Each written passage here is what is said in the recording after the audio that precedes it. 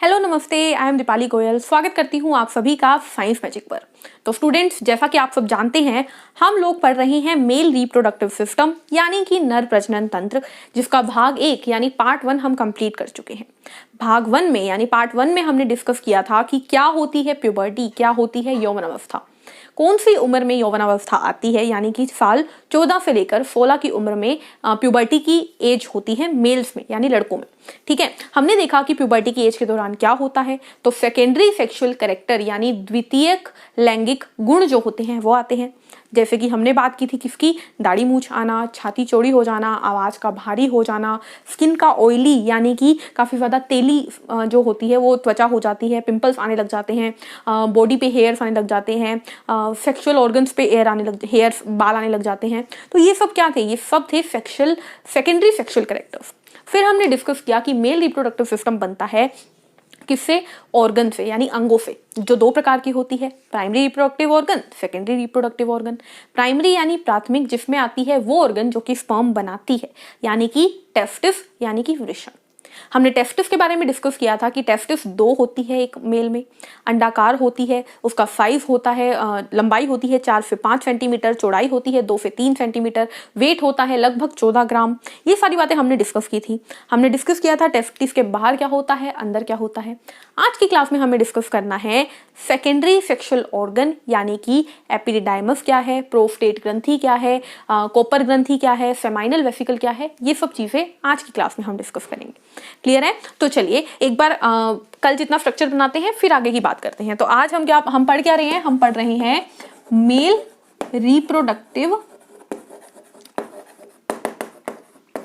System, यानी हम पढ़ रहे हैं, इधर लिख देती हूं, नर प्रजनन तंत्र।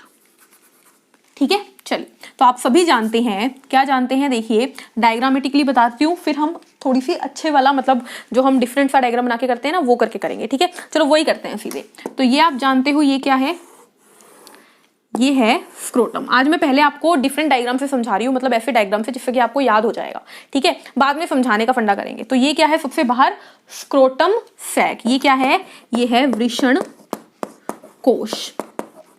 ठीक है, स्क्रोटल सैक। उसके अंदर ये क्या रख दिया मैंने, स्क्रोटल सैक के अंदर रख दिया मैंने वृषण यानी टेस्टिस को।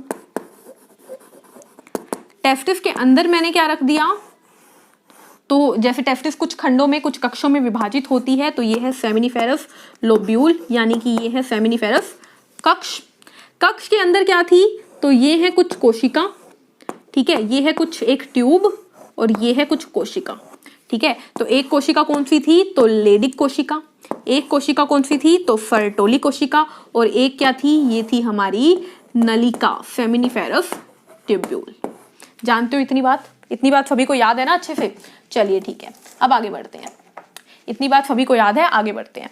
देखो, मैंने आपको बताया था कि इस नलिका में क्या बनता है, तो इस नलिका में बनते हैं स्पर्म यानी शुक्राणु। इस लेडिक सेल में बनता है टेस्टोस्टेरोन यानी कि हमारा हार्मोन, मेल सेक्स हार्मोन यानी नर प्रजनन हार्मोन। और इस फर्टोली सेल में होता है पोषण का कार्य। समझ गए? अब क्या होगा, स्पर्म बन गए एक ह्यूमन में, एक मेल के अंदर स्पर्म बन गए, लेकिन अब जब स्पर्म बन जाते हैं तो कहाँ जाके संग्रहित होते हैं? क्वेश्चन आता है, स्पर्म बना तो दिए सेमिनिफेरस ट्यूब्यूल ने, उसको पोषण भी दे रहा है फर्टोली सेल, लेकिन वो स्टोर कहाँ पे होंगे? तो आपको याद रखना है स्टूडेंट्स, इस ट्यूब से एक ऑर्गन निकलता है। इस ऑर्गन को बोलते हैं एपिडिडाइमस। एपिडिडाइमस, अब इसको डायग्रामेटिकली भी बताती हूँ, एक बार ऐसे देख लो, अधिवृष्ण, अधिवृष्ण। क्लियर है? देखो कैसे, देखो ये क्या है, ये है टेस्टिस। ठीक है, ये क्या है, ये है टेस्टिस के बाहर का स्क्रोटल सैक। ठीक है, टेस्टिस के अंदर की लोब्यूल यानी कक्ष, कक्ष के अंदर ट्यूब्यूल और ट्यूब्यूल के पास कोशिका। जानते हो इतनी बात? अब मैंने क्या बोला, निकलता क्या है, एपिडिडाइमस। तो देखो ध्यान से, मैं एपिडिडाइमस बनाने जा रही हूं। ये आ गई, इससे एक ट्यूब, इससे एक ट्यूब, इससे एक ट्यूब और ये ट्यूब का गुच्छा मिलाकर यहाँ पर स्ट्रक्चर बनाता है। ठीक है, कुछ इस तरीके का। ये लाल रंग का जो स्ट्रक्चर दिख रहा है ये क्या है? ये है एपिडिडाइमस। इसका कार्य क्या है? तो इसका कार्य है स्टोर करना, स्टोर स्पर्म, यानी कि शुक्राणु को संग्रहित करता है। ये कब तक? जब तक सेक्सुअल इंटरकोर्स का टाइम नहीं आता, यानी कि जब एक मेल को अपना जो स्पर्म है वो फीमेल की बॉडी में ट्रांसफर करना होता है, तब तक के लिए स्पर्म कहाँ रहते हैं? तो शुक्राणु रहते हैं कहाँ पर? संग्रहित रहते हैं हमारे किसमें? एपिडिडाइमस में, यानी कि अधिवृष्ण में। क्लियर है? तो स्पर्म बने कहाँ पर? टेस्टिस के अंदर। स्टोर कहाँ पर हुए? एपिडिडाइमस। और ये क्वेश्चन बहुत बार पूछा जाता है कि स्पर्म कहाँ स्टोर होते हैं? एपिडिडाइमस में। ये रहा एपिडिडाइमस। ठीक है, अब एपिडिडाइमस से देखो ध्यान से, यहाँ से ट्यूब निकलती है। ये एपिडिडाइमस भी देख रहे हो ना, स्क्रोटल सैक के अंदर ही पड़ा है। ठीक है, इससे निकलती है यहाँ से एक ट्यूब, और ये ट्यूब जाती है ऊपर की तरफ कुछ इस तरीके से। यहां तक देख लो, ट्यूब गई ऊपर की तरफ। ठीक है, मैंने यहां पर भी एक ट्यूब निकाल दी सिंपल बताने के लिए आपको। ये निकल गई ट्यूब।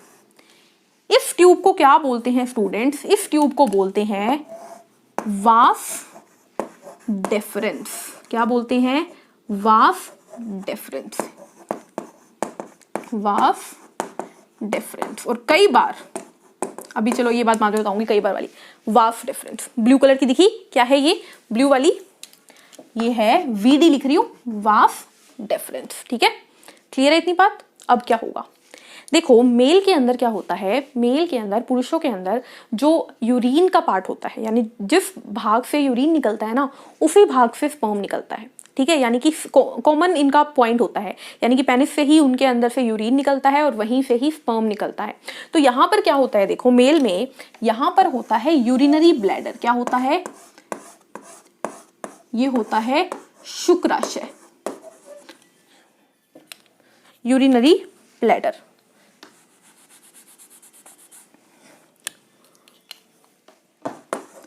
Urinary bladder. और यूरिनरी ब्लैडर का काम तो आप जानते ही हो। यूरिनरी ब्लैडर का काम होता है यूरिन को स्टोर करना, यानी कि जब तक आपकी बॉडी में यूरिन जो है स्टोर हो सकता है तो यहीं पे स्टोर हो सकता है। अब देखो क्या होता है, यूरिनरी ब्लैडर से निकलती है ट्यूब। ठीक है, ये ट्यूब मिलती है किससे? हमारी फेमाइनल वेसिकल से। ठीक है, ये हमारी वास डिफरेंस है। ठीक है, तो ब्लू वाली आपको दिख रही है वास डिफरेंस है, उसमें कौन आके जुड़ गई? यूरिनरी ब्लैडर की ट्यूब। ठीक है, अब और क्या होता है यहीं पर स्टूडेंट्स? ये अभी मैं बना रही हूँ आगे, पहले मैं पूरी बना देती हूँ फिर बताती हूँ। ये हमारी पूरी डक्ट ऐसे जाती है। ठीक है, इसको कलर भी, ठीक है, मैंने कलर चेंज कर दिया एक बार।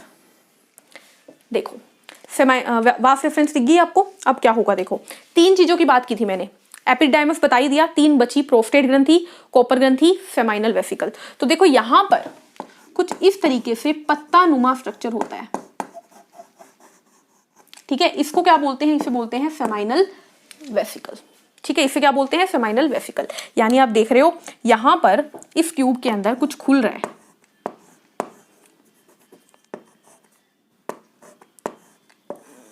ये ग्रंथि है कौन? ये है फेमाइनल वेसिकल। कोई दिक्कत है बताओ? सुन लो दोबारा क्या हुआ। टेस्टिस का पोर्शन तो आप जानते ही हो। टेस्टिस से निकली क्या? एपिडिडाइमस, जिसने स्पर्म को स्टोर किया। उससे निकली वास डिफरेंस नाम की एक ट्यूब, जिसके अंदर अब स्पर्म ट्रेवल करेंगे, क्योंकि स्पर्म को स्टोर ये करता था। अब जब जब यौन संबंध का समय आएगा तब तक स्पर्म इसी रास्ते से होते हुए जाएंगे। इस रास्ते के दौरान इस स्पर्म को कौन मिलता है? फेमाइनल वेसिकल मिलती है। ठीक है, इतनी बात समझ में आ गई। और कौन मिलता है तो आप ये भी जानते हो, इसी को मिलता है यहां पर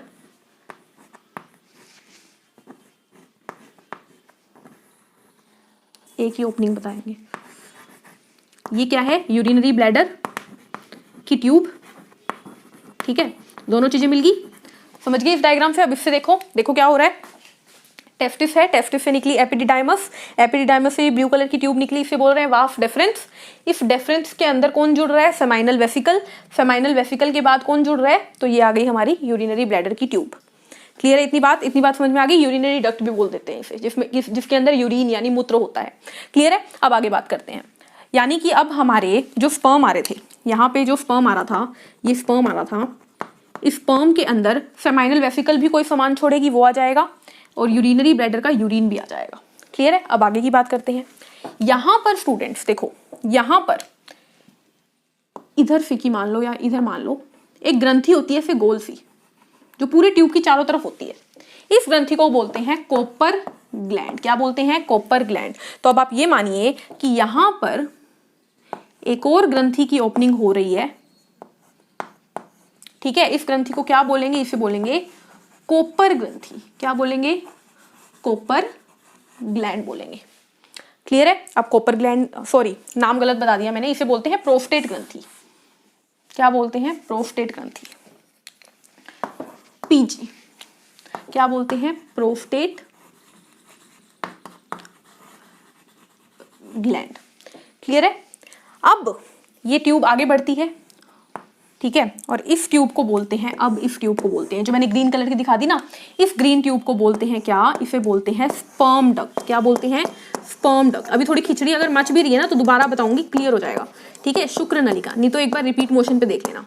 शुक्र नलिका क्या है? ये वाली स्पर्म डक्ट, ठीक है। और ये स्पर्म डक्ट जाके खुलती है स्टूडेंट्स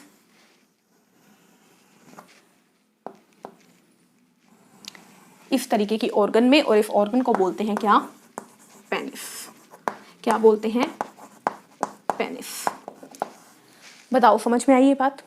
अब अगली चीज क्या याद रखनी है, ये जो पेनिस के अंदर आपको ट्यूब दिख रही है ना, आ क्या रही थी? Sperm duct. इस ट्यूब को बोलते हैं यूरेथ्रा। यूरेथ्रा बोलते हैं।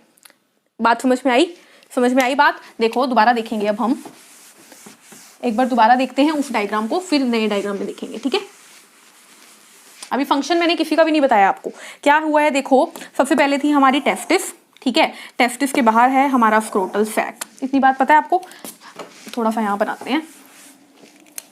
सबसे पहले थी टेस्टिस, टेस्टिस के बाहर था स्क्रोटल सैक, ठीक है। टेस्टिस से क्या निकली? टेस्टिस से निकली हमारी एपिडिडाइमस। एपिडिडाइमस, ठीक है। एपिडिडाइमस से निकली वाफ डेफरेंस। क्या निकला? वाफ डेफरेंस। यहाँ पे क्लियर कर लेना, साथ साथ में लिख लेना। वाफ डेफरेंस निकली, ये वाफ डेफरेंस निकल कर पहुंची यहां तक, ठीक है। अब क्या हुआ? इस वाफ डेफरेंस में खुल गया कौन? यूरिनरी डक्ट खुल गया, ठीक है। और इस वाफ डेफरेंस में पहले से कौन आया? सेमाइनल वेसिकल आया, ठीक है। उसके बाद क्या हुआ? इस वाफ डेफरेंस में ही ऐड हो गया प्रोस्टेट ग्रंथि का सामान, प्रोस्टेट ग्लैंड, ठीक है। फिर ये जो वाफ डेफरेंस बनी, ये क्या कहलाई?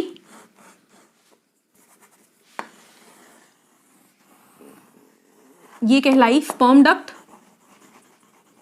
यानी शुक्र नलिका, ठीक है। फिर स्पर्म डक्ट के अंदर यहां पर स्टूडेंट्स ये जो चीज रह गई, यहां पर खुलती है कोपर ग्लैंड।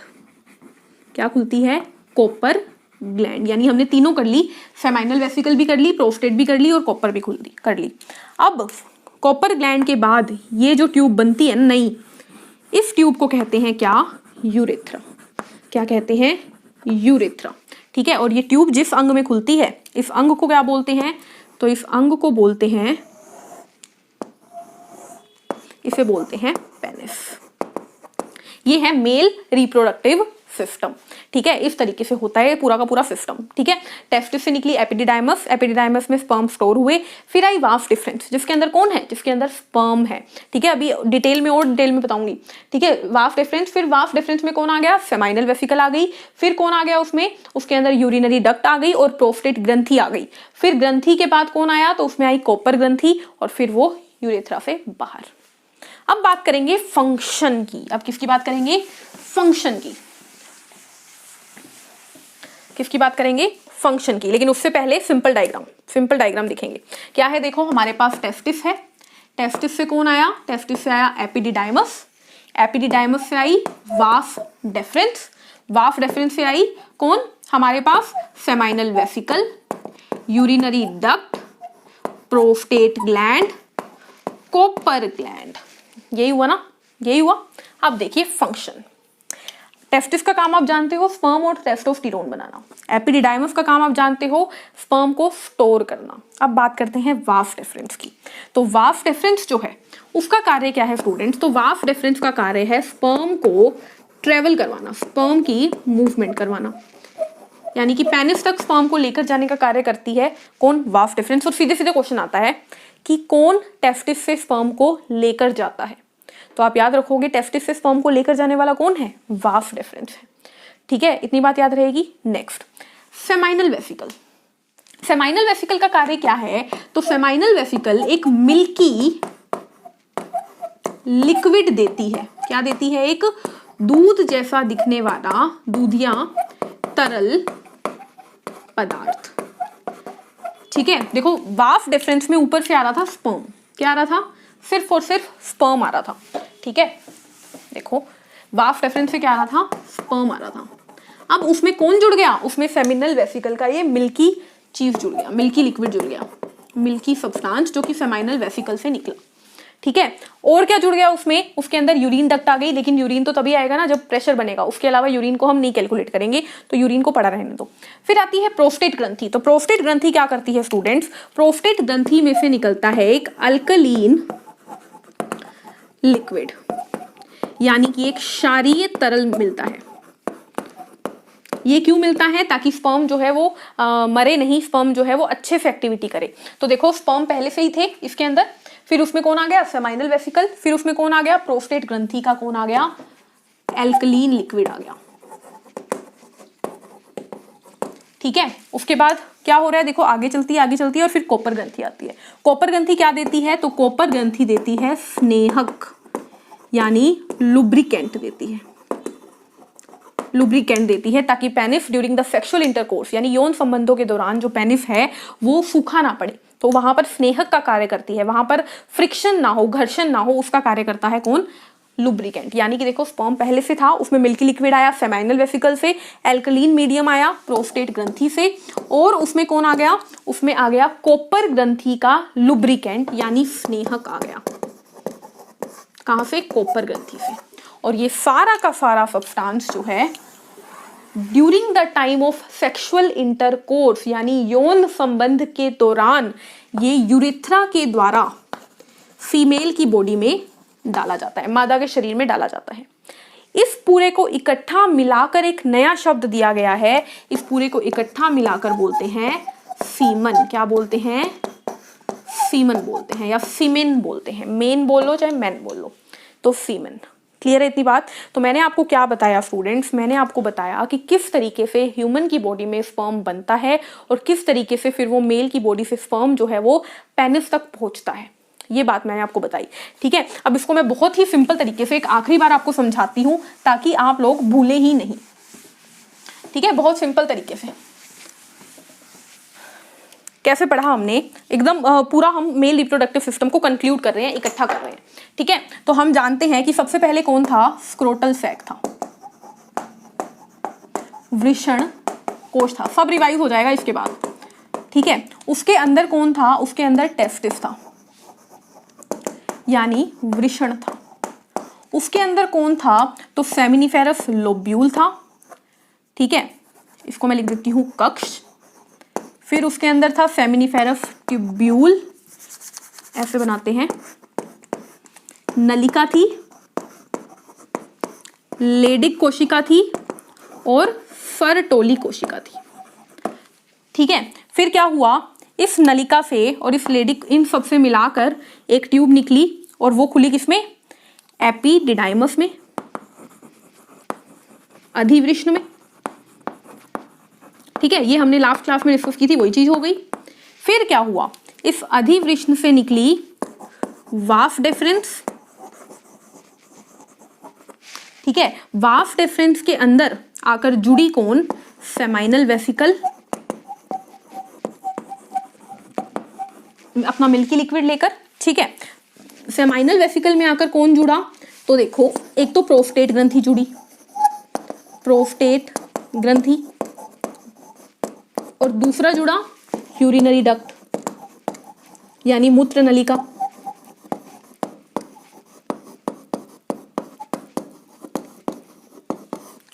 जुड़ गई, ठीक है। उसके बाद क्या हुआ, उसके बाद इसमें कौन जुड़ा, तो इसमें आया कौन, कॉपर ग्रंथि,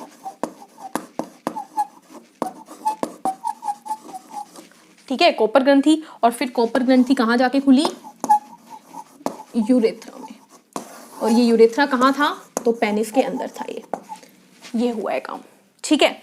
यहां तक देखो, ये जो ट्यूब यहां से निकली है ना, वाफ डिफरेंस, ये वाफ डिफरेंस को ही काफी बार स्पर्म डक्ट बोल दिया जाता है। देखो कई जगहों पर तो ऐसा होता है कि यहाँ से निकलने वाली जो डक्ट है ना, जो मतलब जिसके अंदर यूरिनरी ब्लैडर का सामान आ गया, ये वाली जो डक्ट है इसे स्पर्म डक्ट बोला जाता है। लेकिन काफी जगहों पर ये माना जाता है कि एपिडिडाइमस में से जो वाफ डिफरेंस निकल रही है ना, इसी का नाम शुक्र नलिका भी है। यानी कि ऐसा बोल दिया जाता है कि एपिडिडाइमस में से निकली शुक्र नलिका और वो धीरे धीरे धीरे धीरे सामान इकट्ठा करते हुए यूरेथ्रा में ओपन होती है। क्लियर है इतनी बात। तो ये था हमारा पूरा पूरा मेल रिप्रोडक्टिव सिस्टम। इसमें मैंने और क्या बताया कि यहाँ पर तक था स्पर्म हमारे पास, सेमाइनल वेसिकल ने मिल्की लिक्विड दिया, प्रोस्टेट ग्रंथि ने उसके अंदर एल्कलीन लिक्विड दिया, कॉपर ग्लैंड ने उसमें स्नेहक दिया और मिलकर बनाया सीमेन। आखिरी क्वेश्चन जो यहाँ से पूछा जाता है वो क्या है, वो ये है स्टूडेंट्स की ऐसी वो कॉमन पाइप बताओ, वो कॉमन नलिका बताओ जिसके अंदर यूरिन भी होता है और जिसके थ्रू स्पर्म भी पास होता है। तो आपको याद रखना है कि ये जो हमने पेनिस स्ट्रक्चर बनाया, पेनिस के अंदर क्या थी, ये यूरेथ्रा थी ना। आप जान रहे हो कि यहां पर जो स्पर्म डक्ट आ रही है, ये यूरिन भी लेकर आती है यूरिनरी ब्लैडर का, और ये स्पर्म भी लेकर आती है, या मैं बोलूं सीमेन भी लेकर आती है, ठीक है। तो आपको याद रखना है वो कॉमन एग्जिट, ये भी आता है कॉमन एग्जिट कौन है, यूरिन और स्पर्म की, या यूरिन और सीमेन की, मूत्र और सीमेन की कॉमन एग्जिट कौन है, तो आपको याद रखना है वो है यूरेथ्रा। क्लियर है। तो ये था हमारा पूरा मेल रिप्रोडक्टिव सिस्टम, ठीक है। तो कैसे कैसे कहाँ से बॉडी के अंदर कैसे टेस्टिस में स्पर्म बना, कैसे फिर वो स्पर्म डक्ट यानी वाफ डिफरेंस में गया, फिर उसमें सेमिनल वेसिकल आई, फिर उसमें प्रोस्टेट ग्रंथि आई, फिर उसमें कॉपर ग्रंथि आई, और फिर वो इकट्ठा होकर खुला पेनिस के अंदर, जहां पर मूत्र भी जहां से विसर्जित होता है और वहीं से स्पर्म जो है वो बॉडी से बाहर निकाले जाते हैं।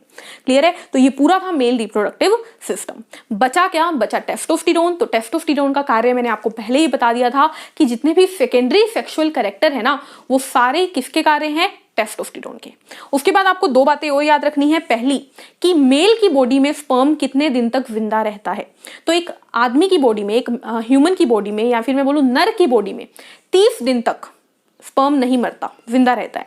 लेकिन एक बार जब वो फीमेल की बॉडी में चला गया, ठीक है, आफ्टर द यौन संबंध, इंटरकोर्स के बाद फीमेल की बॉडी में जब स्पर्म चला जाता है, उसके बाद स्पर्म जो है वो 3 दिन तक जिंदा रहता है, ठीक है। अगर उस 3 दिन में अगर उसने अंडाणु के साथ यानी ओवम के साथ फ्यूजन कर लिया तो ठीक है, नहीं तो वो वहीं पर मर जाएगा। क्लियर है। तो आपको याद रखनी है कि ह्यूमन की बॉडी में,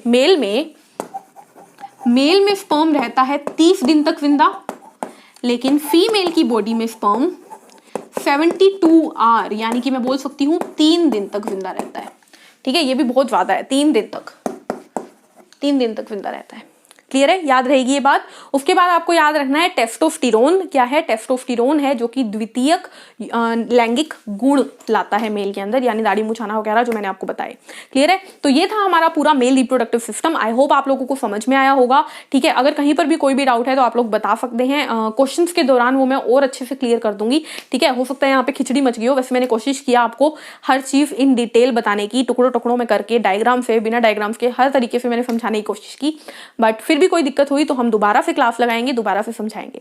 तो मिलते हैं नेक्स्ट क्लास में। कोई भी डाउट हो, कोई भी प्रॉब्लम हो तो आप कमेंट कर सकते हैं यूट्यूब पर, आप टेलीग्राम चैनल पर लिख सकते हैं। तब तक के लिए पढ़ते रहिए, मुस्कुराते रहिए। चैनल को लाइक, शेयर, सब्सक्राइब करना मत भूलिए। वीडियो को लाइक कीजिए। Thank you, take care, bye bye.